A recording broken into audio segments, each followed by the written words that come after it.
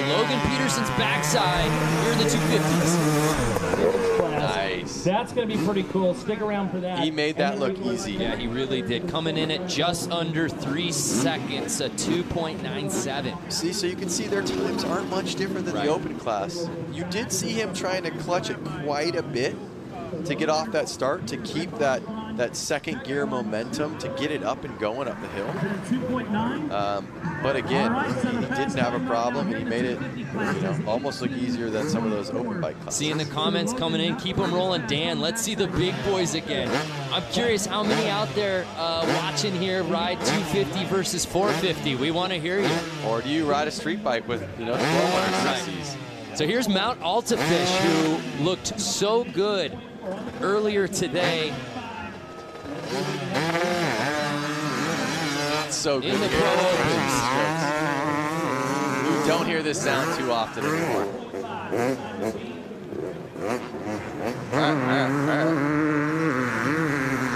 So Altafish looked really good in the head-to-head battles. We'll now see in the timed category if he's riding as fast as he looked earlier in the day, 16.41. So a little bit behind. Let's watch him go again. On the gas. Let's see, does he shift after this? Oh, you can't see. He definitely steps on the back brake.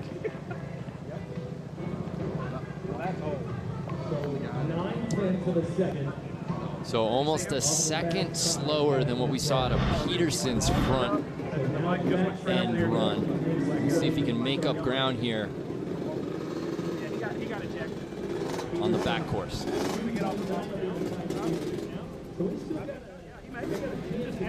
So this bike's a lot older than the last bike. I think, again, you know, this has a long swing arm. They do a little bit of customization to them. They find the bike that rips. They possibly have some ported and polished heads on this bike, which would increase the flow, which will make it faster. So I would imagine once they kind of build a bike, they don't get new ones every year. They get comfortable on that bike, and he's looking a little too young. That bike might be older than him. Maybe it's his dad's or family friends, or he bought it off of. Well, we've seen some pretty amazing things out here today. In the hooligan class, we saw a guy win on a bike that wasn't even his, that was given to him about 30 seconds before the race. Yep. Guys, he might be bringing back the 95 Yeah. with this YZ. I mean, you got to see the next bike on the line, the 217.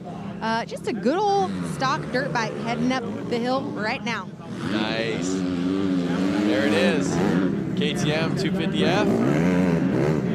You could just hear the difference in the engines. Oh, wait, no, it's not. It's a Honda 250F. My apologies. So here's Scott Dahl with the black taped 217. But you could just hear the difference in the engines when they take off. That's a 4-stroke, and the bike previously was a 2-stroke. 4-strokes being a little bit new in the motocross scene. I mean, not so new, probably been around now for 15 years in the scene, but still to some of these watchers, and even myself, I grew up riding 2-strokes. It's so interesting to see these more stock dirt bikes out here for a hill climb, especially with the backside lands. What's your thoughts on them coming out here with a standard swing arm versus the extended swing? Well, you saw the last rider going up that backside of the hill, and you saw his front end. He was struggling keeping the front tire on the ground. So with the longer wheelbase, it makes it a little bit easier to keep it on the ground. But with the stock swing arm, they're going to struggle. And if I'm correct, is that Honda that just went up, it has a stock swing arm, right? Correct, and the one that's on the line for the next race. Yeah, so we're going to see something change right now. We'll see if he can even make it up. Because a lot of the guys during practice weren't able to make it up with a stock swing arm. But obviously he's going to give it a go. He could be the exception. It's the 115th anniversary of Harley-Davidson. Thank you all for tuning in from all over the world. You're tuning into the hill climb at Little Switzerland. The guys are nice and cozy in the booth, and I'm out here in the rain taking heavies and watching watching the standard dirt bikes just not struggle. Yeah, Diana, it's actually, you say we're nice and cozy. It's actually a little too warm in here. But you just Love saw. to open a window, maybe. Lance, stop breathing. not to change the subject, but you just saw him make it up the hill on a stock 250F. Amazing. But he had to jump off his bike, side saddle, and push it over the last couple feet to get to the top. So here's Greg Schroeder. Again, as like Diana said, on a stock bike. On the 293. It should be noted, Scott Dahl, although he did make it up, he went out of bounds. So for that, he gets an automatic 60. That's going to hurt your time. But what's 293 got here? Oh, Greg's struggling a little bit through the mogul. Stalled it. Oh, he stalls. Can he beat the 60 seconds? Through. Can he beat the 60 seconds? It's always better to beat the time of not making it. Yeah, if you're just joining us, if you can't make it up the top, you get an automatic 60, and it looks like Schroeder will be able to at least, I don't know, I think he's going to avoid it. I think they shut his time off. I think he might have maybe went outside, or I'm not sure what that Yeah, we'll was. have to get a ruling on that. It's Kawasaki, sponsored by Heineke Auto, Mike's Motor. Scoring's got a quick trigger there. I'm going to give him a 30. I'm going to give him a 44.19. As you see the overview of little Switzerland here, the rain keeps pouring down. The course becomes more slippery as each minute passes. It's only going to become more difficult for every rider that they have lined up here. But what a fantastic event. Thousands of bikers have ridden up here from downtown Milwaukee to come watch this amazing event. The parking lot is packed, and not only that, believe it or not, there's loads of people out here. Umbrellas, no poncho, or with the poncho. They're here, rain or shine. And that shows the commitment and the culture behind Harley-Davidson. Diana, I don't know if you can see it, but we're showing shots of the grill going. If you wouldn't mind just maybe walking over there and grabbing us a couple burgers. I really need a cheeseburger too. Find us at the booth. 41 seconds. So Schroeder was technically 41 up, but he got the 60 regardless. And now he's just, oh my goodness, that could have been really bad, Lance. Bike is gone. He gets caught in the weeds, and thank God he jumped off that bike before it was tree brown. What's it going to take to find it now? I'd love to see a replay on that. You saw? I'm sorry, Greg. Just leave the bike. You're not going to find the bike out there. It's full of poison oak. Just save yourself, Greg. A crane is going to be needed to pull that bike out of the forest. Play it where it lies. That's what I say. Not only that, but he's on a Kawasaki, which is green, so that thing's just perfectly hidden. Front side taken off. So we move on. Andy Henneke, number 430. Through the moguls. Looking smooth. Oh, foot down. Another two-stroke ripping up the hill. If you could smell the premix right now like we can, you would be wanting to be here on a two-stroke like these riders. 20 seconds there for Andy, 20.14. And it looks like Craig has located his bike. That was wild. I mean, he went out of bounds immediately on that back end, so he gets the 60-second.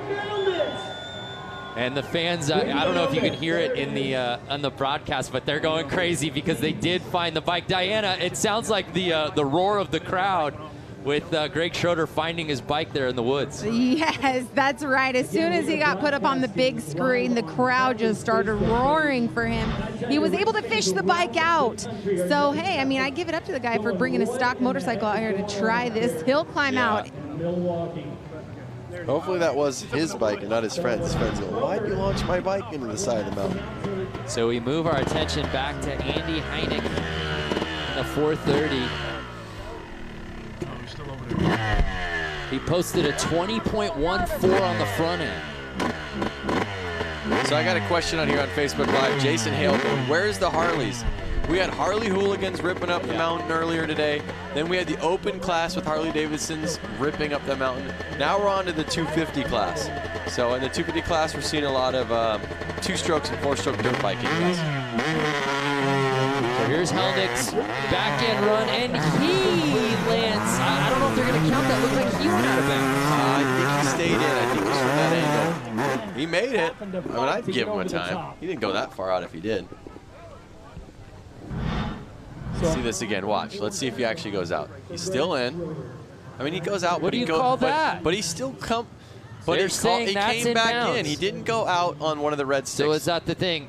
All the way out, and he came back in. He did bring it back around, so they will count it. And he hit the stake. I'm going to give it to him. Trevor Aspinwall asking, are the hooligans over? Yeah, that's actually what kicked off our broadcast, was the Harley hooligans earlier today. Jason Walker wants to see a Dyna. Jason, you could come here and sign up. Bring your Dyna out. Let's see it rip. So here's Nathan Preeb, the 94 bike.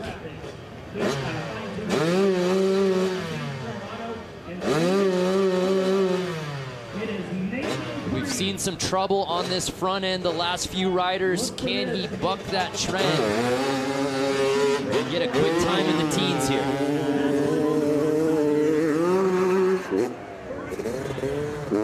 Committed. Committed. Wow, he looked the best through those right there in this class. Has to be a good time. Yeah, that's coming in at a 15.58. And what is that compared to the others, Brando? Yeah, it puts him right in the mix. Logan Peterson with that 15.52. So right now, Nathan Preeb, I believe, has the second fastest front time.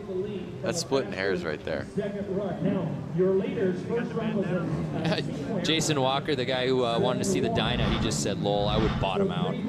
Hey, you guys, what's happening on Facebook right now? Is there Oh anyone my goodness, everyone's going crazy on Facebook. They're watching, they're providing commentary along. It's amazing. Well, I want to know if they want to know anything about the track or anything. Yeah, great question, Diana. If you've got any questions specific to the track or something that a rider's going through right now, let us know and we'll send Diana out there. She's on the prowl to answer any questions for you. I'm currently mud skating. Believe it or not, it's turned into mud boarding into mud skating. If you guys take a look out here. Yeah, you're hard to miss. You have got a neon poncho.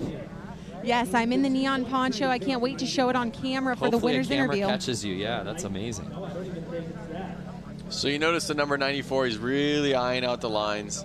He wants to make this count. He's pulled his goggles off so he has a little bit better vision. Now he's going to kick a little section to dial it in a little bit. Yeah, when they were going head-to-head, Lance, we take another look. There is a look at the beautiful accessory that Diana Dahlgren is rocking. Hi, guys. I'm down here reporting to you with my poncho in the rain. It's going great down here. We're getting the new event of mud skating started soon. Any takers might take the gold. Just looks like you're just standing in a mud field, like you're nowhere near the course, Diana. I know, but anyways, these riders are lining up. They're in the back part of the course here. They're getting ready to go.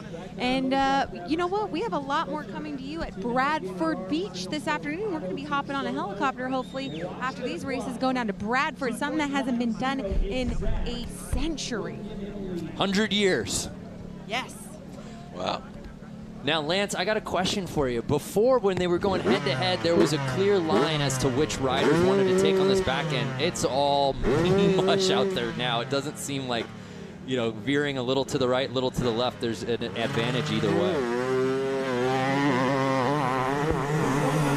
Straight line. He kept it nice and straight. Line isn't enough. A 3.4 it is not. 3.4 it is not. So that's the second fastest backside time. Logan Peterson still at that sub-3, the 2.97. That's holding up as the fastest backside time.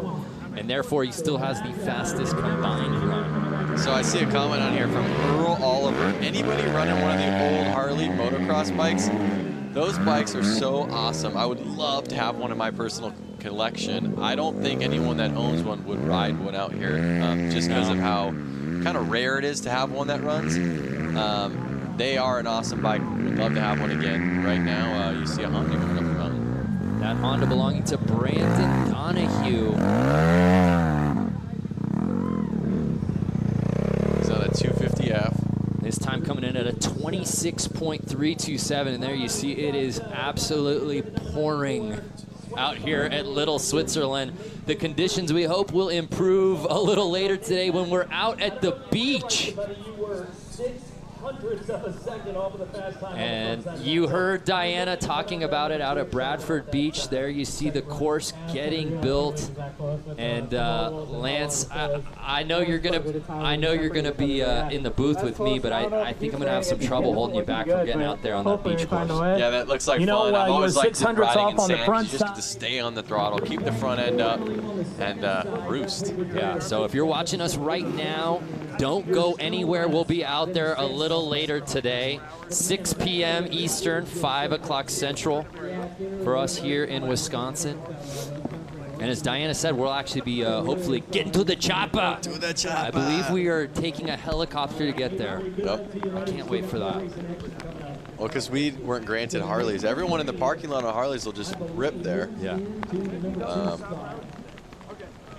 But given the conditions, I think I would prefer the helicopter. Call me crazy. Funny. Call me crazy because I actually would like to be maybe on a full dresser with a full face helmet, and I would rip down to the beach on a Harley right now. I think we can find you on Diana. I don't think there would be any shortage of volunteers out there to lend you a bike. The only problem is that I think I would be late for our first hit, so I actually can't do it. You can get anywhere in Milwaukee on a bike though this week, so full I actually access. might have an advantage on your helicopter. Your bike is your credential out here this weekend. So I'm getting tons of comments on Facebook Live right now. Clinton Thompson, Diana's hot. Rick Hartman, let's go back to Diana. John Hill, I want to see Diana slide down the hill. So I think everyone's kind of liking when they get to see Diana. So we're going to try to bring it back down to you as much as we can to give the viewers, any other viewers out there that are stoked to see Diana, let us know that you love her. I just saw a great comment that I think maybe we should end the day with out here. Michael Bruss, when's the mud wrestling start? Whoa! I mean, any takers? I'll try to throw down in this mud. I think Clinton Thompson was mud wrestling. Oh, Diana, you're volunteering to mud wrestle. Yeah. Okay. Oh, I thought that was for me, with me. I just accidentally volunteered myself. Sorry about that. But anyways, you guys, I don't know if you've seen it here in the past 5 seconds, but the rain is just all of a sudden picked up. It is pouring out here. Well, we're watching the riders right now on the screen trying to get down to the backside of the mountain, and they're taking support just to get down there. Yeah, I mean, the mud condition is just, I mean, you might as well just take paint and paint it with it because it's just so smooth. I mean, I'm having to watch every step I take so I don't embarrass myself in front of thousands of spectators here. Here's Brandon Donahue. Oh, no! About halfway up the hill. He didn't launch it into the bushes. It's going to be a little bit easier for him to turn around. But again, stock swing arm, I think that's where these guys are struggling. It is raining. It is getting muddier and muddier and muddier. But that stock swing arm is not helping these guys on this steep hill. And a lot of people from their couch or from wherever they are watching this, they could say, oh, that hill's not that big. But add the conditions, add only having a 10-foot run-up to gain your momentum. Yes, that hill would be very easy if you were to ride from 100 feet behind and carry momentum up it. So there you saw Peterson, who was our first runner here in the 250s, is still leading the way. But here now, Stephen Norman.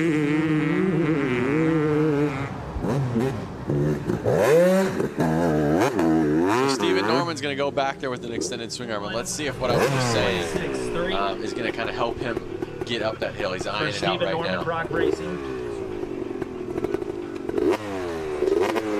All right, so here he is. He's heading back. Like I said, let's see if that extended swing arm gives him an advantage over the riders with the stock swing arm. There he goes, riding up. Oh, feet off the pegs. Getting to the moguls. Feet off the pegs again. Every time I see a foot off the peg, So I'm just right thinking there, it's that's what slowing it him down. cost him. Norman had to check up at Kind of had to check up a little bit at the mogul section to you know, regain control. I mean, at this point, down here at the front side of the course, in the starting ruts, there's just no traction.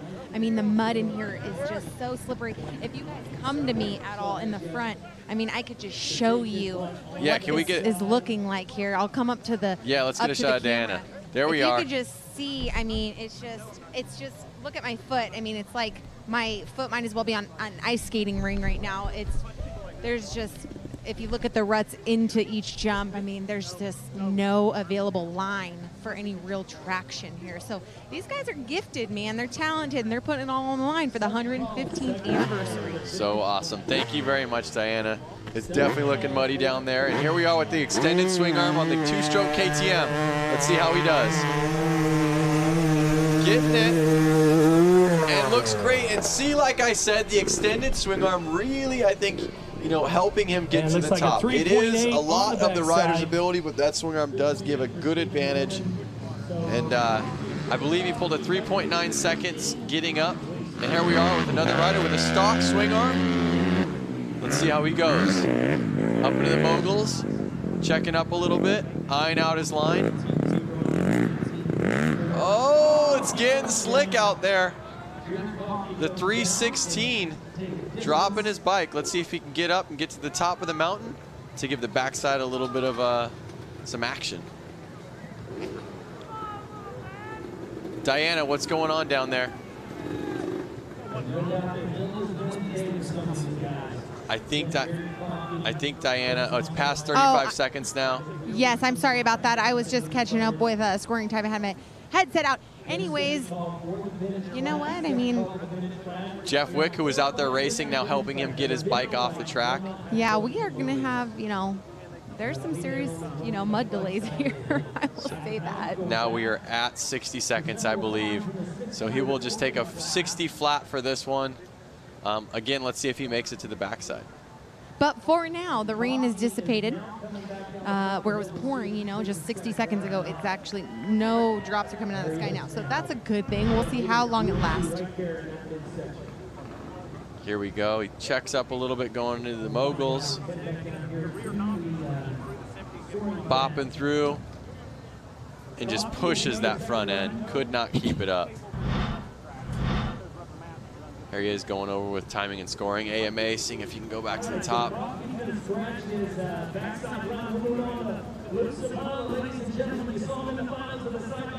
So that backside run will be a 60 and a 60.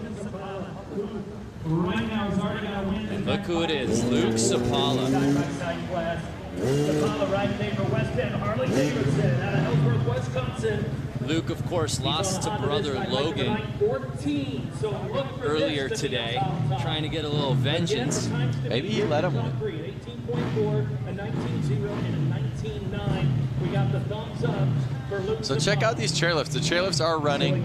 I've seen some people going up, getting their phones out and able to film the run side by side. Here he goes. Let's see how he does in the moguls. He's been doing great all day. Oh, like they weren't even there. Come on, Luke. Like they weren't even there. Hurt feelings right there. Wow. So he's got an extended swing arm as well. This is his second run, or is this his first run? I believe that's Luke's first run. We've just seen so much of Luke doing well all day that I'm like, wait a second. So 15.801 on the front end for Luke Sapala.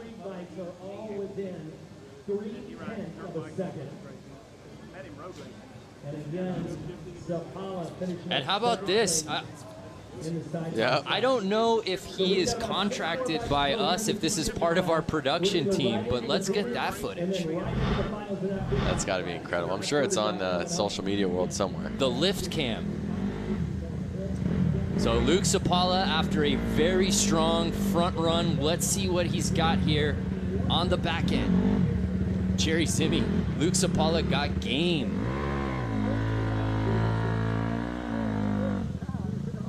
So They're just picking out his line right now. And again, he's been riding all day, so he kind of knows where he wants to be. I mean, look when he steps into it. That's at least a half foot deep right there. Yep. It's up to his brake rotor, that rut.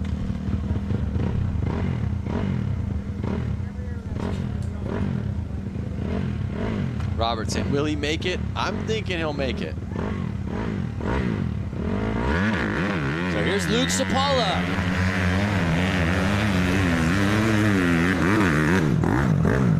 Trying to do the math to see what he needs on the backside run. What's he turn in? Is it enough? A 4.04, unfortunately for Luke. While he does get up there, that's not going to compete, I believe, with the top 3 times thus far.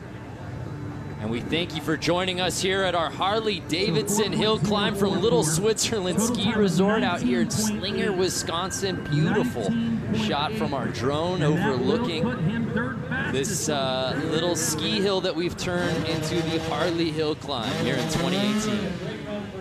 These guys on Facebook Live are just teasing us. Phil's wanting burgers, Kyle's wanting burgers. I know my friends are wanting burgers. Yeah, I actually left the booth for about a minute to just go grab one. They weren't even done. I just was so hungry. Number 11 ripping through the moguls pretty well. And if we'll see that time coming in at 17.648. And Lance, this may be my favorite rider of the day based solely on his name. This is Bodie O'Neill. I like that. I was thinking you were going to say his name was Brando Graham. No, Bodie. From my favorite film of all time. What is that? The Oscar Award winner for greatest film of all time. What is Point that? Break. Oh. Bodie and Johnny Utah. Now, if Johnny Utah is competing next, something's going to be up.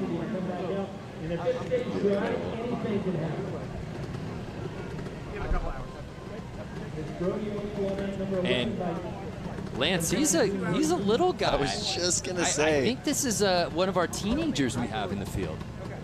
I was just gonna say the frickin' bike is as tall as his shoulders. But Bodie showed no problem with that front side, 17.648 here in the 250 class. If Bodie can put it together here on the backside, he's going to be making some noise on that leaderboard. Yes, he will. Jerry Zimmy telling us he's 14 years old. Whoa. Oh. That's how greasy it is out there. He tried to put his foot down and kick over to get on the bike, and just no traction with his feet. So we'll see how he does, being so light on the bike, getting up this vertical hill. Yeah. Is it going to help him in the way of being lighter on the bike, or is he not going to be able to keep that front end up? What do you think? I mean, my sense is that puts him at a bit of a disadvantage. I'm going to vote disadvantage because he's not going to be able to keep the front end Keep up. the weight down on the front end. We'll see. I mean, he let it rip on the front side, so. Okay, the bike revving up. Two-stroke zinging. Puts the transponder on his wrist. And there's a great look at what he's got in front of him. Takes off. Swirling up it. But he makes it. The number 11 backside run.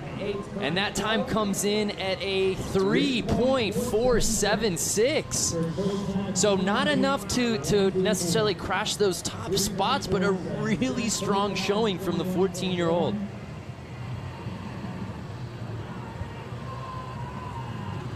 So here's Brian Rammer, Sheboygan Falls, Wisconsin. Notice how deep those ruts are.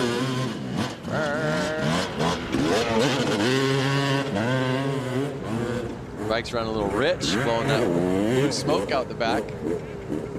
Checking up on those moguls a little bit.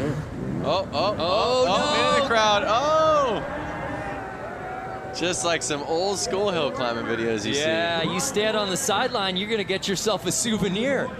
But look at everybody's laughing, smiles on their faces. Let's get the selfie. Yep, get the selfie. Guys, like, I'm just getting a 60 on my run, and you're out here selfieing. Nice. Everyone's. Watch the facial expressions as they start coming to him. Like, whoa! Every man for themselves. But now, look, once they realize everyone's safe, everyone's smiling.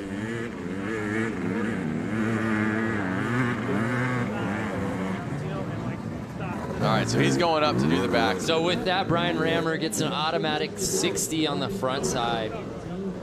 And I think that's what makes guys like Sapala all that more, and Logan Peterson all the more impressive, Lance. Yep. When you think about how they've just laid that front course to waste, showing no issues with the moguls whatsoever. And then you see the field, even on these 250s, really having trouble navigating those obstacles. Yep, you're exactly right. Really starts to show the riders who have the talent and skill to pull it off. So Logan Peterson still leading the way with that 18.49. No one else able to get that sub 19 seconds so far. Will that change with 5 more riders still yet to run?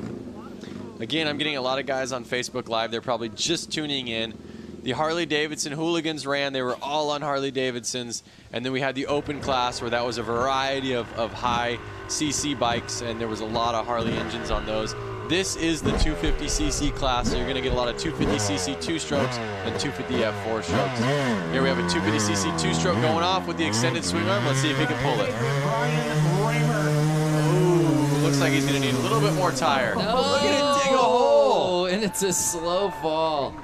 Just midway through. Robert's asking, is that the guy that went into the bystanders? That is the guy. Nobody was injured in that. And he did make it. And he didn't make it up that hill. So looks like he's going to need some help getting back around to the other side of the mountain.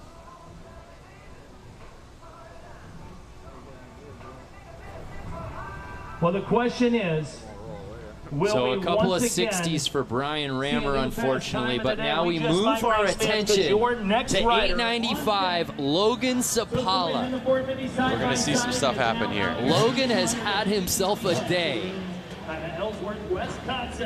Already taken one win, we know that for sure. We saw him in the head-to-heads beat little brother Luke. Cannot wait to see what he's got in store here on the timed portion here in the Open Pro. Here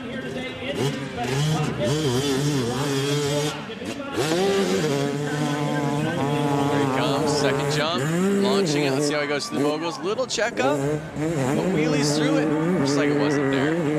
A couple bumps and he's gone. Just a walk in the park for Logan Sapala. How's his time? I think that may be the fastest front-end time we've seen here in the class. Yes, just over 15 seconds. Wow. Incredible. Let's watch that again. Logan Sapala has just been on another level all day, Lance. Look at this, man. He wants to get another medal. One's not enough. You see him get through those moguls, he just wheel taps. Just right back through. See, he doesn't even set the front end down till he's through them. You know, after he won the previous class, Diana spoke with him, and it seemed he was so zoned in, very focused, had his game day. Yep. And I think it was because he was waiting for this thing, like, hey, let's keep it going. My day's not done. Yeah, he's like, I'm not getting too stoked right now. I still got more to win.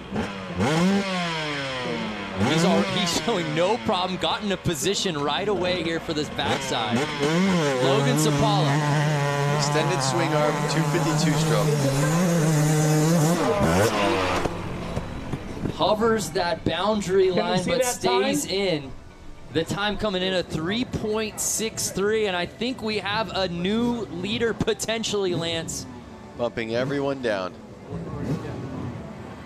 And the time, 3.63. Yes, so with that, an 18.65, so he passes Peterson to take over the top spot. Looks like Diana's going to get him over to the side. Let's see what Diana has. Oh. Yeah, Diana will get him situated, but we've still got another rider to drop in a few. Another two-stroke, two-stroke. Here's Tony Stockhouse. Extended swing arm. He's looking relaxed. Checks up a little bit in the moguls. Oh. I don't think this is going to be enough to get him on the leaderboard. Yeah, you don't want to be, again, I think the riders at the beginning of this class seem to have an advantage because the conditions have just worsened. The only thing then being one of the last guys is to be a guy to follow Logan Sapala, who's down with Diana Dahlgren. Currently second on the leaderboard. What's it going to take for your second pass to put you in that #1 position and take another win today? Yeah, I think my plan for second round is to hit the front side of the hill a little bit better, clean it up, and then hopefully get a little faster on the backside. But right now the backside is definitely going downhill and getting a lot slower compared to what it was earlier. Okay, awesome. Well, thank you very much, Logan Sapala. Keep an eye out for him so fast on the course today. Yeah, thank you, Diana. So Logan, we thought might have actually had the top run, but maybe that backside is just keeping him off the edge. Yep. And that's it. Logan Peterson just under 18.5. So, oh my goodness, the battle between Logan and Logan. It was Logan Sapala versus Luke Sapala in the previous class. Now you have Logan v. Logan here in the 250 Pro. We have some weird stuff going on right now. And he just said in his interview how the backside is getting nasty. So here again, we have a 252 stroke, extended swing arm. Let's see if they're able to, increase their times, or if it's just going to kind of keep getting harder and harder and harder, and the times are going to keep going, downhill. Basically. So here's Stockhauser after posting that 22.058 on the front end. Oh yeah, it's just getting really soft. Oh man, you feel for these riders again who, as I feel like I'm beating a drum, the conditions have worsened, the course has just gotten that much slushier, and these guys are having to take their first runs on it. This reminds me of a couple years ago, Buddy and I were on a trail ride. We had to be to a dinner by 5 o'clock, so we wanted to try to leave within a certain amount of time. But we went down a hill that was so soft, well, there was a gate at the bottom. We had to turn around and try to go back up the hill. We ended up having to carry our bikes up the hill because we just could not get traction to get up it. And that's what basically these guys That's exactly what's going on here. Through the moguls, being a little cautious, but it's just getting so slick out there.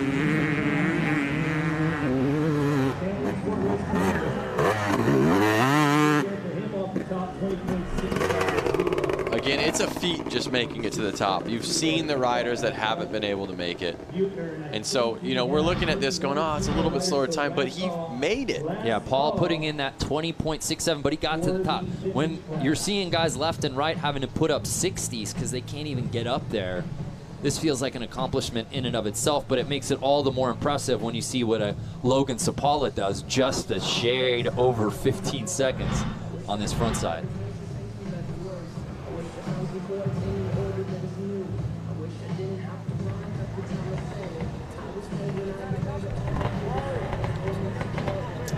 So it begs the question, Lance, obviously the one thing we can't control is conditions here, but knowing hill climb, knowing so many of these guys who race in that circuit, how different of times would we be seeing? Obviously we'd be seeing guys staying on their bikes, but I'd be curious, especially on those front ends where right now 15 seconds seems to be the leader of the clubhouse. How much faster would the times be on 250s in ideal conditions? It's so tough to say because both these Logans are making it look effortlessly when they go up. I mean, they may be able to shave off 1 or 2 seconds, but I think they're on it. I think they get a little bit more time shaved off on the rear of this back side of the mountain. But maybe the moisture is actually keeping this dirt together, and maybe if it was dry on this big hill, it'd be soft dust, which maybe would be worse. It's really tough to say. I mean, the Logans right now, they're riding great. Logan Peterson still leading the way, and Logan Sapala right behind him.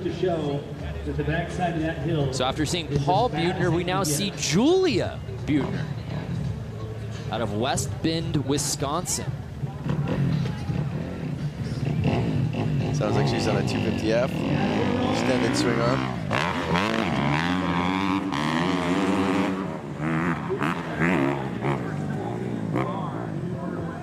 Getting through those moguls.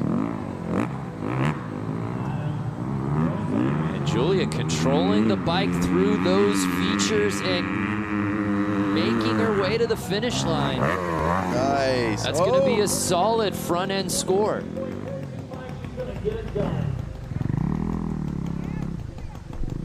You see Jay Hannibal, new to this. Do they use special sand rail tires for these bikes?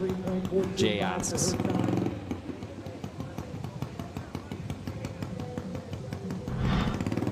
So that time coming in at a 23.425. I can hear an exhaust in my ear right now that sounds like it's got no muffler. What's coming up to the line? What are you thinking about, Brando? You're staring at the screen right now. You're looking at Facebook Live. I mean, is there these comments that are coming out to you? Because you look deep in the comments right now. I'm following along. Jeff Dickow, nice ride. That it was. I have a question right here. Lisa, how late will the hill climb go until today? I believe the hill climb has, what, about another half hour to an hour, depending on the weather conditions, how these races come out. And it looks like they see the sun coming out. But don't lie to me, Lance. It looks like sun. Let me look out the window to make sure. Yeah, poking its head out. But I wanted to say to Lisa, what time do we have the beach racing going on? That is at, I believe, 6 p.m. Eastern, which means 5 Central. So we're going to be here for a little bit longer. We're going to take a little time away, and we're going to pop back up live for the beach racing. Yeah, we're excited for that. So here's Julia on the back end trying to keep it in bounds. Can she get up to the top? Oh, it's just too soft. Oh, Julia. It's just too soft. Look at her boots just sinking into it. I'm almost wondering if the left side of that hill is a little bit more traction. Everyone going on the right seems to get sunk a little bit. So if you're keeping score at home, that's 3 straight 60-second back-end times. Here's Kurt Mueller. Rounds out our group of 17 here in the 250 class. Great drone shot. Parts are flying off the bike.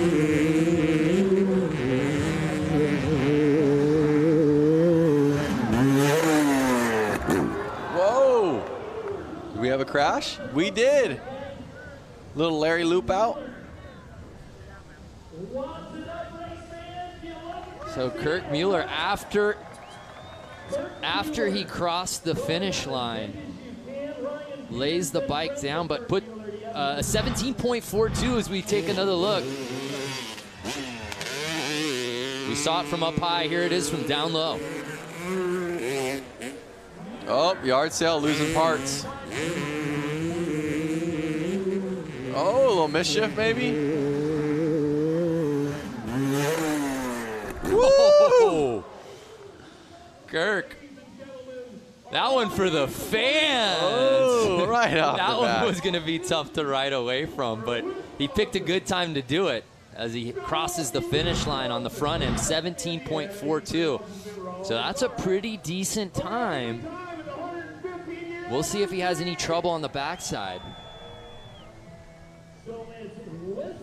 Scott Plummer wants us to learn how to pronounce Waukesha or Watasa. Well, Scott, I haven't pronounced it at all just for that particular reason. I gave it a shot. I'm sorry. Unfortunately, I just not a lot of Midwestern in the two of us California boys here in the booth. We're trying, though.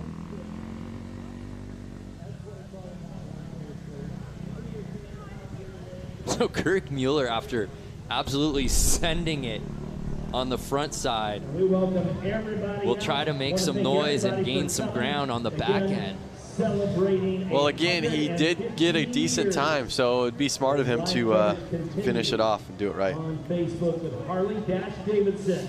So as he comes around for the back end part of the course, we just want to thank you all for watching right now. Don't go anywhere. Here it's the Harley-Davidson 115th anniversary celebration. We had Flat Out Friday last night. We're obviously out here at the hill climb. We're going to be out at the beach a little later this afternoon. So much riding, so much action still in store here from Harley-Davidson. Again, still waiting for Mueller as our vintage riders down here at the bottom of the hill. They're starting to get lined up right now. This should be exciting. So this gives us a really nice shot.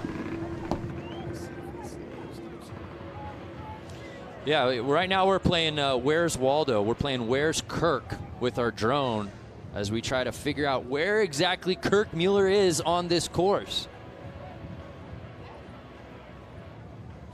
Still waiting on the whereabouts of Kirk Mueller. Diana, do you have any sense of where Kirk Mueller is at the moment?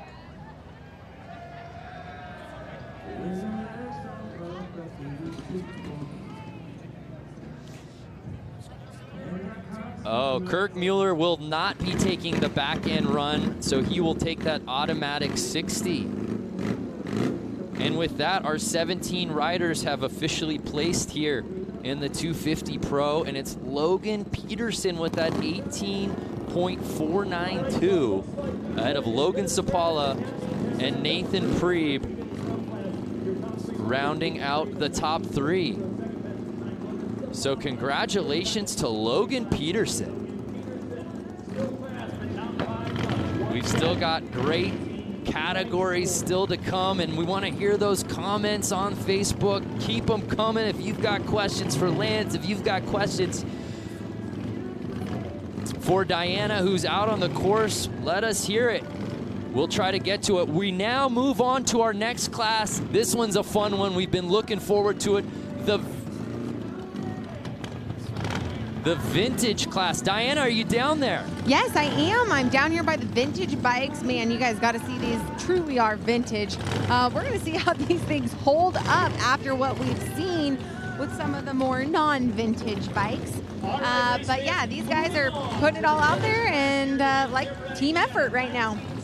Yeah, this is awesome. Now, in this class, they will only be going up the front side of this course, correct, Diana? Correct, and there's only 4 racers in this class, so it's going to go fairly quickly.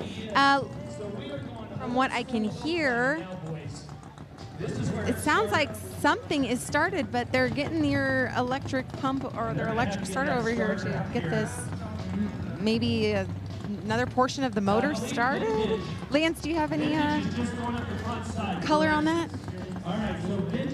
Yeah, so Lance, it looks like they're having to get this thing restarted. But the funny thing is it's already on. The engine's already started. So what's going on?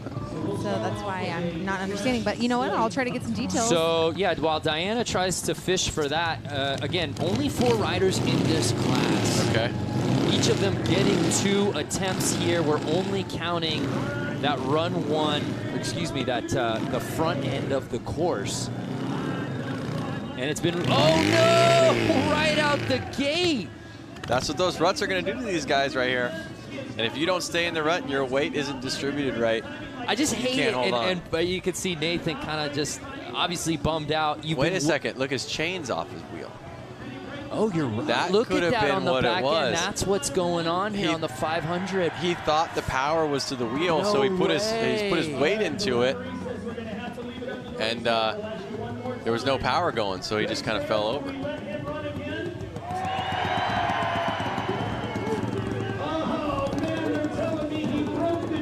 So he broke the chain, it looks like, Diana. You know what? I think he just realized as well, because he was actually backing up to go into to start position again. Dan the man obviously was waving us off, and then it looked like the rider realized just a few moments ago that the chain is actually off. So we're going to go ahead and move on to the next rider. This guy is scratched for this round, but don't forget there is a whole nother set of rounds that we are going to be doing, and hopefully he'll be able to pull something together that time. Yeah, so this is the vintage class, and it's just such a bummer, Lance. These guys have been waiting all day to get these bikes out on this course, and to be the first rider to drop in for this class, and for that to happen, that's just brutal. These are vintage bikes. Oh! So here's Dalton Dye. 2 for 2. Oh, no! And the starts are contagious out here as the bike falls on his leg. I'm checking out the lines right now, you guys, to see if this is something happening. Okay, so what's happening right now, it sucks that we can't get a straight on camera angle, but right now what's happening, the rut line is curving. So maybe with these vintage bikes, the way that the front forks are set up or the suspension on the rear end, it's just, and the weight of the bike, it's just maneuvering it and it's making it go wobbly right off the start. And Diana, thanks again for wearing that magenta poncho. We can actually see you from our we can see you from our drone from space in that thing. Why, thank you. I'm honored to wear this magenta neon number here today. There she is, right there. So like, where's Waldo? We'll see if we can finally change the luck here with our third rider set to drop in for the vintage class. Here's John Alft from Wisconsin Rapids, Wisconsin.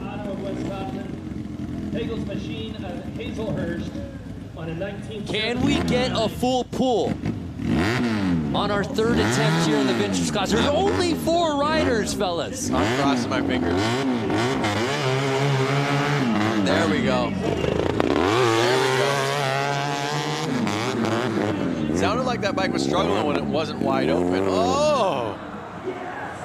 We got a new distance. There we go. So now we're going off a distance. It's distance now. It's no longer a timed contest. Who can go the furthest up in their vintage bike? You could hear that bike was kind of struggling with its jetting until it was wide open. Look at this. And you could just see him slipping the whole way. I'm curious, anyone watching from home right now on Facebook, anyone got an old vintage bike that they would want to take up here and add to our 4-man field? I do. What do you have, Diana?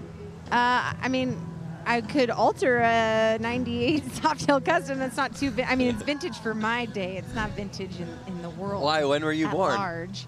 1990. Just a young buck. Yes, we are young bucks, Lance. Sorry, Brando. Anyway, so this man made it up to the 3rd set of poles. And guess what? They're going to let number 500 attempt again. And so it looks like he has 2 engine starts. That's what we saw the first. A whole onset of power came on when he did a second start. It's bizarre. I've never seen anything like that. So anyways, they're going to let him go again. His tires are completely mudded over, so he's not going to be getting nearly any traction that he needs.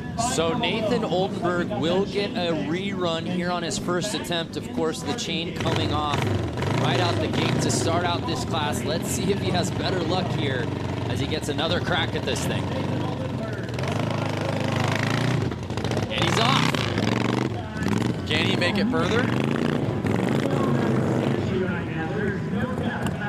Oh, oh, oh, oh. Oh! Again, I think these older bikes are just not jetted right for this temperature and this elevation. Hey. I mean, the reality is, Lance, we have already seen the 450 and 250 class, and half of those bikes had enough issues with this course. Yeah, I mean, it doesn't look good for these vintage bikes right now. Guys, I cannot wait to show you the next bike that's up on the line. The number 80. So vintage that I think my granddaddy rode it. And not only that, but I think my granddaddy might be riding it too. So, hey, I can't wait to see what happens on this next run. This vintage class is so awesome. And not only that, we got to give it a huge amount of support for these guys bringing these older bikes out here to showcase here for the 150. So we have one of the older riders out there on one of the oldest bikes, and so are we going to see some what do you call that? Like being witty, and he knows how to get up the mountain better. Yeah, there's a vet savviness. Yes, the savviness. To old Mike Dricken, as you see. Forget the leather kits. Mike is going with the denim. And I think right now, I've just got a feeling. I just feel it. I feel it right now. Oh, it looks like he's getting away from the starting line, Diana. Where's he going? Yes, Mike Dricken just did pull off, and Dan the Man, our promoter, did just cut him from the roster. So it looks like he's choosing not to go. He is reaching down to his engine compartment. I'm going to go over to him, find out what's going on. I was just on the cusp of saying, Lance, that Mike Dricken I thought was going to be the guy to beat. I thought the bike, I thought the jeans, I thought everything, I thought the plate, everything screamed, this guy's going to win the vintage class. Now you're telling me he's not even going to compete? The old blue jean biker, as Jerry Zimmy says. There you can see Diana trying to figure out what's going on. Hey, Diana, so you're just talking to him. What's going on with Mike's bike? Yep, it's only running on one cylinder, so that's why he decided to pull away from the competition. Bike's not running right. Yeah, that would be tough to do. So I don't know if he's going to be able to figure things out. But in a four-man field where we haven't seen a full pull and one pull out entirely, that's a tough showing for the vintage class. But again, the conditions have just been so brutal here today. Yeah, totally. I mean, these guys barely even want to take the bikes out of their garage to go hammer on them. And then conditions like this, they're like, I don't know if I'm going to ride. But I got to give props to the guys that went out there, that gave it their all, and put down a score. You know, well, all these bikes are beautiful. So we move our attention from the vintage to the Open Pro Round 2. All right, race fans, we are into round. We move back to the Open Pro 895 Logan Sapala.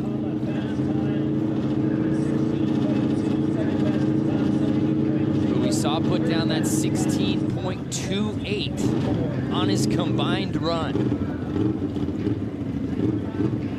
What can he do here on his second attempt? Here in round number 2.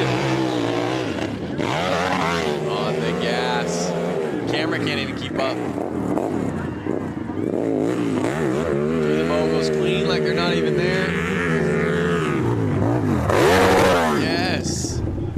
Launching that jump. Logan Sapala doing what Logan Sapala does. 13.224. Woo! Wow, he stepped it up. Like I said, I think it's a little bit sunnier out. The rain stopped. They're going to start getting better traction, and we're going to start seeing the times go down just quite a little bit. Speed demon, man. Logan Sapala has looked so good all day long, and that might have been his best run of the day. 16.2. So now Logan's going to get a chance at the other side of the hill. He's on his powerful bike, the open bike. Again, this is probably his 15th time going up this hill. It is a little looser, so we'll see what he decides. But then you think about it, obviously different classes. Logan has probably, at this point, ridden this course, both front and backside, more than anyone else. I think so. Clearly, he has a feel for the lines. Yeah, I think so. And he makes it look so easy that I think he actually is putting out less energy than some of the other riders. You know, he's not as winded as he gets to the top. But again, he is putting the most time on the bike. Let's see those comments. Daniel Scott, Logan was born ready. Yeah, it looks that way out here today. Let us know where you're watching from, who your favorite is here in this Open Pro. Round number 2, Logan Sapala on the back. Oh, almost clearing the whole top. And his time of course he's going to send it. The cool thing about a rider like that, you can see the confidence in him. 2.594. Going under 3 on that back end. So, Lance, my friend, after a first run combined score time of 16.28, he goes 15.818 on run number 2. Incredible. You asked me this earlier, and I didn't think they'd be able to shave too much time off of him, but I stand corrected. So we move our attention to Lloyd Mueller. Let's go, Lloyd. Lloyd could not even get up on the front end of the course his first go-around, had to settle for that 60. Oh, is the same thing happening? And that's exactly where he was having issues on his first run, Lance. No. Yeah, just framed it on the exact same mogul. This time his engine's still running, but he has the same problem. That cautious approach getting into the moguls has really been the undoing of so many riders out here today. And now he just stalled the bike, and looks like he's going to have the same score. Fans coming in. Jay Hannibal from Toledo, Kenneth Knoll from Crystal River, Florida, Northeast PA in the house. What's up, Steve? Diana, again, it just looks like Lloyd having issues at that front end of the moguls. Yeah, you know, with these conditions and this style of course, the well-roundedness of each one of these riders is truly going to be tested. It's going to take someone who knows how to ride a dirt bike track, who knows how to hill climb, who knows how to ride in sand, who knows how to ride in mud. It's going to be a culmination of all those things to pull through that perfect score for this hill climb. Yeah, really good point. The most well-rounded riders, I think, are best served for a course like this, conditions like this.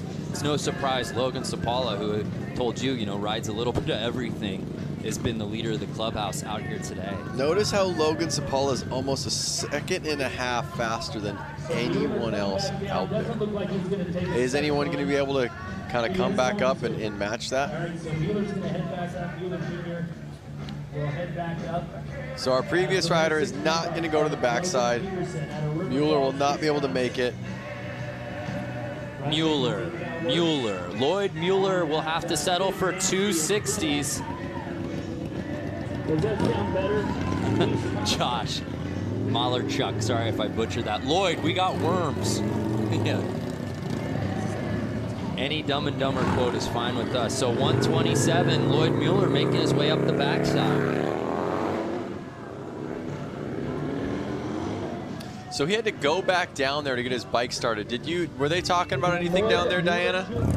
No, not that I caught on to, just that his bike had stalled, he needed to restart it. But, so much what happens that we see in dirt sports is that typically if someone pulls off track or isn't happy with a score or something like this, they immediately give up, they go off course, they don't want any more of it. It is so awesome to see the sportsmanship here. Even if a guy gets caught in the mogul section, he's going to go down, he's going to get his bike started, he's going to go finish the last half, even though he knows he doesn't have a shot at placing here with this score. So that's pretty amazing to see that kind of sportsmanship displayed here today. Well, absolutely. There's such a great camaraderie here amongst all of these riders. Yeah, it's a contest and you want to win it outright, but man, these guys have been having fun all day long out here on this course. And now that the rain's kind of stopped, they want to ride. Yeah. Again, we're getting a lot of viewers from all over the globe. Dylan McAfee, let's get a shout out for T-Haas. What's up? Bonita Springs, Florida. Gerald Sunderman. Jason Walker, he likes turtles. I like turtles. So we want to know where y'all are watching from. And if you got a bike, would you bring it out here in these conditions? Because even some of these competitors who haven't been able to finish, you at least got to give them props for putting it down and bringing their bike out here and giving it a shot. I personally don't have a bike that I'd want to bring out here and hammer down this, but I don't have any dirt bikes right now. Greg Rogers out of Portland, Oregon. Guys, maybe we should just bring a golf cart out here.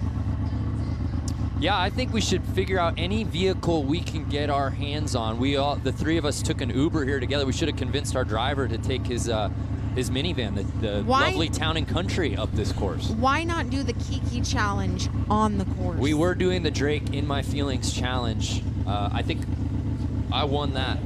Kiki, do you love me? Do you want to? Can we transfer over to Diana and see her do the dance right now, please? Yeah, get a camera on her because she does do the challenge. Let me see if I can do it. Do you have a camera on me? I'll try. No, right now we're watching backside of the hill. Red Harley-Davidson ripping. and he made it. See, he wanted to complete that one, put a stamp on it, then he made it to the top. And I like that he did it. He's coming down to you, Diana. Diana, there we go. Let's Kiki it. Are you guys actually going to do it? Can you sing the song for me? Come on, yeah. Kiki, do you love me? Are you riding? Do you know the rest of the lyrics? I don't even know the rest of it.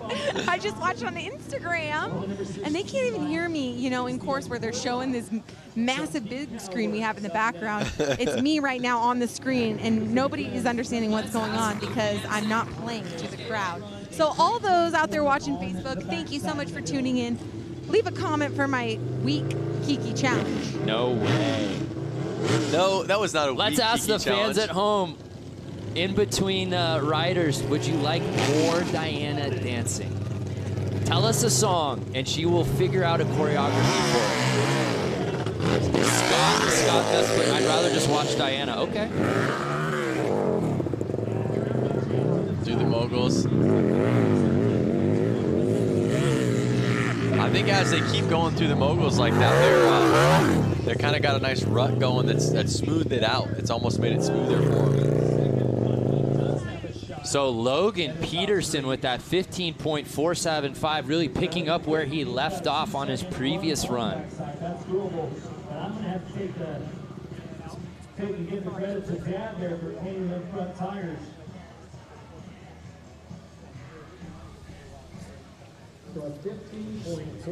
Yeah, they got to walk the bike down. It's just so greasy, muddy that if they did ride it, chances are they're going to drop Peterson is actually faster. Those bikes are so heavy with those long swing arms that it's just not like a normal motocross bike that's easy to handle in a situation like this. It's been a day for the Logans, though, nonetheless, both Sapala and Peterson. Next year, this is going to be called the Logan Hill Climb. The Logan Climb. And you can only enter if your name is Logan. That means I can't race. You can't. You'll be here in the booth. A 15.475 on the front end for Logan. He posted a 17.279 on the front end his first go around. And then put out a 3.459 on the back end. Let's see if he can best that here right now.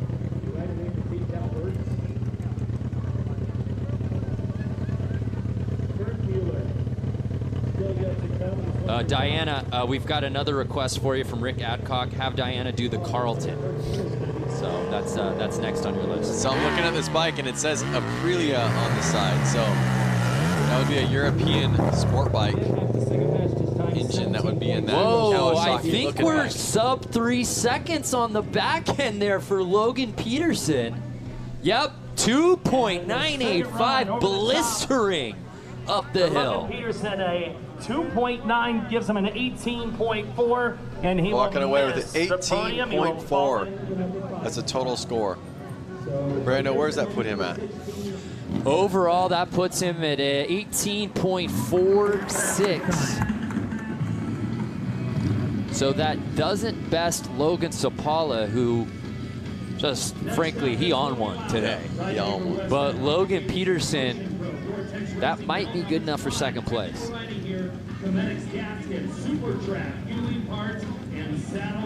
What do we have coming up next?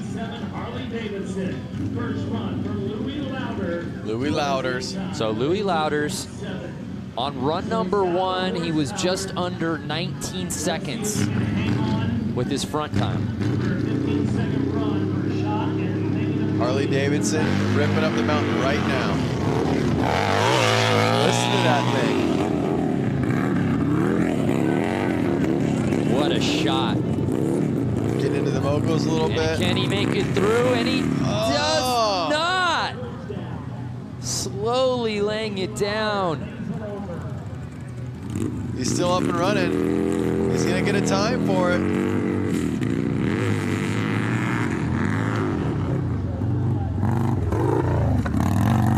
Comes in, it looked like just under 30, but now I wonder, it seems like they've been, with the rules, if they lay down the bike, we've seen it become an automatic 60. He didn't lay it down though, did he lay it down? He did, huh? Are you even watching the contest? I am, but I've seen, a lot of guys lay it down, but he kept it on. That was kind of my question. Oh, I see what you're. You know, like, but he kept the bike running, so it's not like he. The course is lava. Go.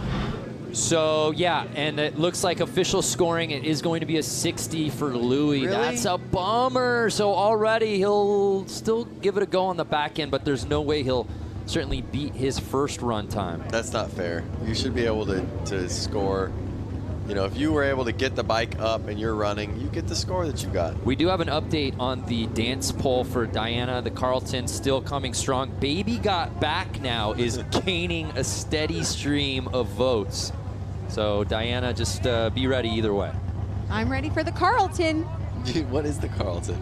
Come on. What is the Fresh Carlton? Prince of Bel-Air? What kind of childhood did you have? I did not have know. TV. I My don't know what the God. dance was. As soon as he just did the little I could thing. try. I don't know how good I'm going to be, but hey, I'll try Carlton. Well, right now we're going to try to get Louders up the hill on his Harley-Davidson Evo. See how he does. Of course, Dan Louders still to come.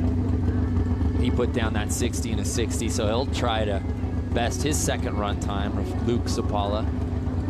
Still has to put down his second attempt.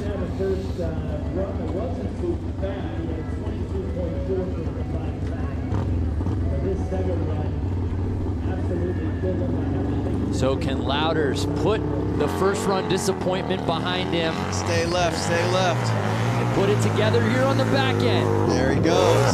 Side run Nice. is See, I'm saying the left line is definitely better.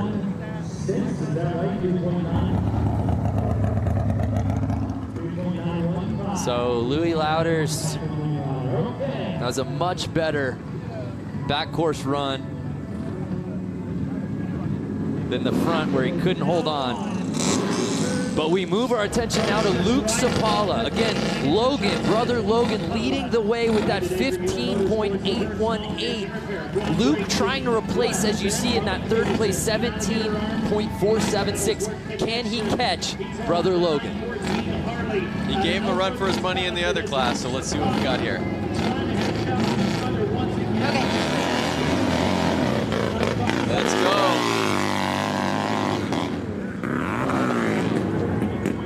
Oh, a little bit of hesitation right there. No, he's not going to have it. His brother definitely had the upper hand through the mobiles right there.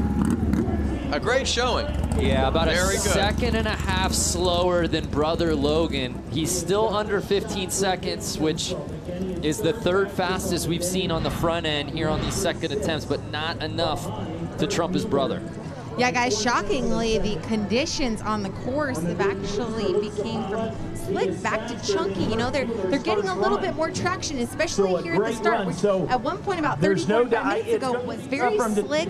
I mean, you might as well call this mud toothpaste where I'm standing, but on the course, it's actually starting to dry up a little bit, which is great for these riders. So Luke Sapala's got some ground to cover on this back end, and we get a beautiful shot of how we go front to back here from the drone. Again, brother Logan with that insane 2.594 on the back time, making him the leader of the clubhouse.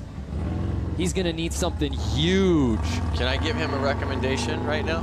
Sure, I don't think he's listening, but go If you can for hear it. me, stay left. Stay left. The Sapalas have had no problem with this course here today. Again, following up with a lot of the comments we see on Facebook Live right now. Where's the Harleys? Where's the Harleys? This is a Harley-Davidson. He just put up a great run. Notice the Harley-Davidson logo right there on the side of the bike, stuffed into a custom-made frame.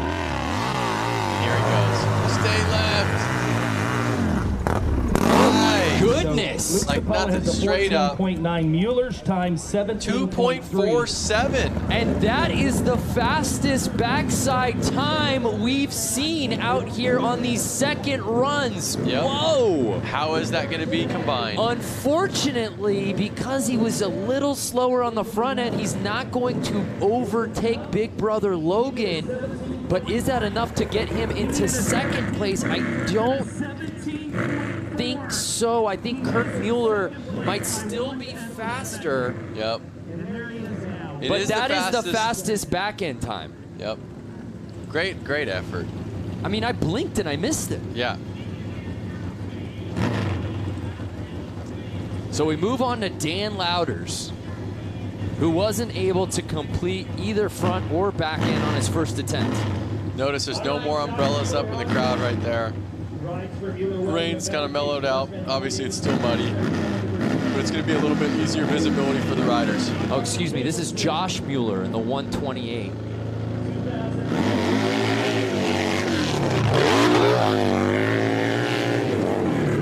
Another Harley-Davidson.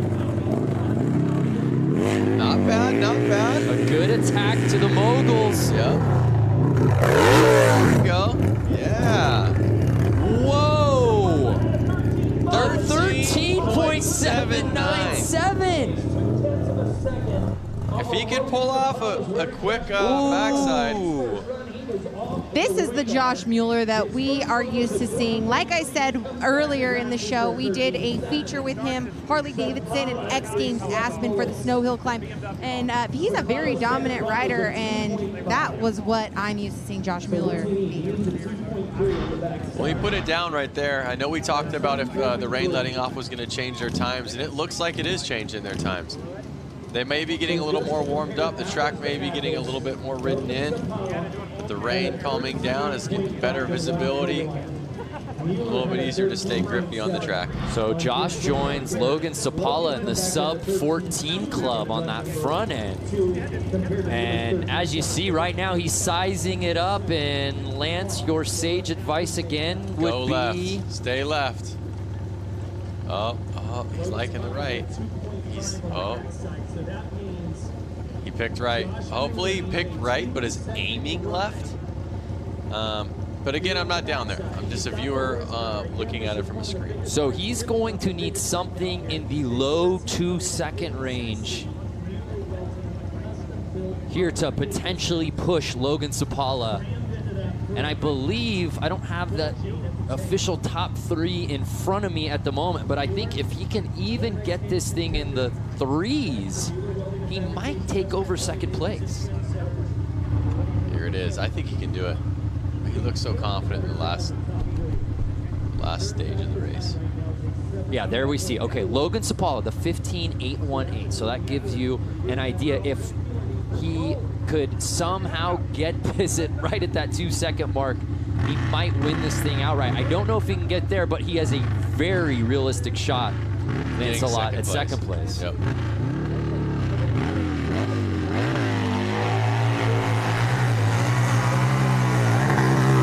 So see, he stayed left. He went up, but he forced his bike to the left. 2 and some change, 2.8. So a 2.8, so that's not enough to take over from Sapala, but that should be enough to get him into second place. Wow, what a second run for Josh Mueller.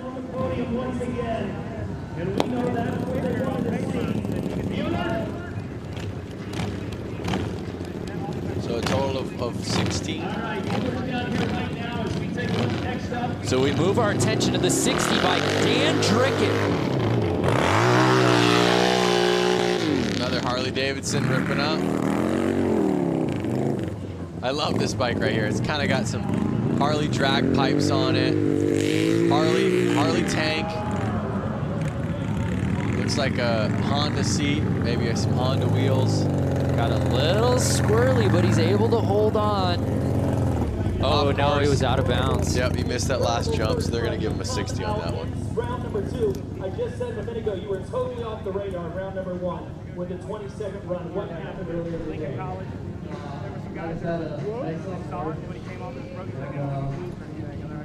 So Dan Dricken, unfortunately, is going to have to settle for a 60. Was hoping to see him best his run 1 time of 20.318. Not going to be the case out here today. So this back end was really going to be just for him, for pride, for the fans out here. Yep. And just, you know, if he beats one of his buddies, at least the back time score, he can Gonna Bragging flex on rights. him, you know? Yeah. Some people wondered if this was a no flex zone. That's not the case. No, this is not the case here. So Dan's right now on the side of the hill. We'll see if he'll operate his backside run. Josh Mueller, a solid performance just now for your second pass. It's looking like it's going to be second place for you. You've got to be excited at the 115th anniversary of Harley-Davidson. Yeah, I just had to pull something off, and it worked. And I'm glad to get second with it. Talk about the course conditions. How was it on your second pass versus the first pass when it was raining? It's slippery, but it's getting better. It's getting chewed up more, you get more traction, and make it happen. Awesome. Well, great job, Mueller. 128 taking it, possibly second here. We will find out here shortly once these guys wrap it up. Nice. Well, thank you, Diana. And like I said, he said it's getting a little more chewed up, and since it is drying out a little bit, he's getting a lot more traction. So there we see Dan Dricken. We turn our attention now, though, to our final rider here in the class.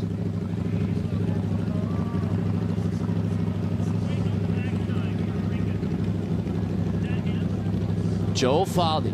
All right, so Draken's Now, Joel was incredibly fast on his first run. If you remember, he was under 16 seconds here on this part of the course, and then was just over 2.5 on the back end. What's he got for an encore pass? I don't know. It's going to be tough to beat. We'll see. Oh, what a shot. No problem with the moguls. Yep. On the gas. Oh my goodness, he bests his run one score of 14.114. Whoa. He's going to beat his back score. He's got the confidence. Ooh, he's got the energy. He's waking up. The track's getting better. Let's see. Look, it looks like he's riding his bike down the course right now. Little Switzerland turning into the Joel show out here this afternoon. One of the only riders to actually ride his open bike class down to the backside of the hill. So again, we'll turn our attention to the backside of the hill for this one. All right, so he's checking it out. I love it. What do you Really think, lining this thing up. He didn't even look at the other lines. Well, You know what? to your dismay, because I think you've just been saying left all day long, and it doesn't seem like the riders care. I think that they have to go left when they get to the top. 15.8 is the fast time. Virtually no way that Foley could turn in a 1 second ride. But he could turn in a 2.5 second ride to take the number 2 spot. So he is He's lining it up. So Joel is our final rider of the day here at the hill climb. Can we go out with a bang?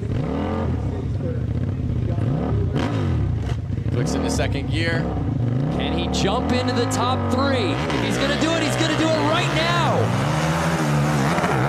Wow. Cakewalk. we turn to the top, a 2.3. 2.3.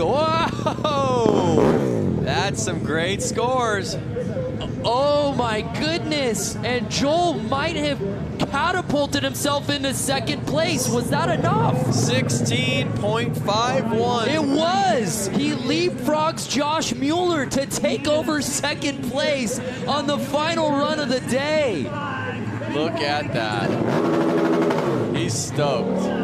I would be too. Last chance, and you one up yourself. Just a banger of a last run. Oh my goodness. Well, let's send it down to Diana Dahlgren. Congratulations, Logan Cipala, pulling the victory here today. You've got to be so excited for the Harley-Davidson 115th anniversary. Yeah, it's awesome. I can't thank Harley-Davidson enough for putting on such an awesome event for us to come and race this weekend. It totally blew my expectations out of the water. The hills were a blast, and it was a really cool format that we've never raced before. You succeeded out of loads of riders here today on the hill. What kind of riding background are you coming from to pull together all the skills needed to get through this hill climb? From about age 3 to 15, I did almost nothing but hill climbing. And then after that, I started racing moto and hare scrambles a lot, and it just keep progressing the more I got to ride. Well, wonderful. Well, what is next on your docket? Are we going to see you back at the X Games? I sure hope so. I can't wait for X Games this year. I hope it happens. Well, he is your #1 man here today. He's the man to beat at hill climb. Hopefully we'll see him at X Games wintertime. And Logan Sapala, congratulations. Guys, take it away. Logan goes 2 for 2, and you hear him talk about the versatility in his riding. Wu-Tang Financial, they always say, time to diversify. And he does just that. He rides in 2 different classes and wins both of them outright. And from the hills of Little Switzerland to the beach, out on the water. I can't wait for this one, Lance. We're heading out to Bradford Beach. Don't go anywhere. 6 p.m. Eastern, 5 Central tonight. Keep it locked in here to watch the guys hit the beach. Lance, final thoughts here from a wonderful day of hill climbing? Great stuff.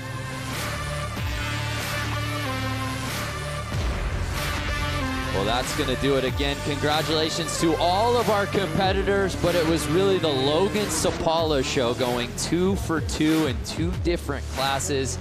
He was absolutely outstanding. For Diana Dahlgren, Lance Corey, I'm Brandon Graham. We'll see you in just a little bit out at the beach.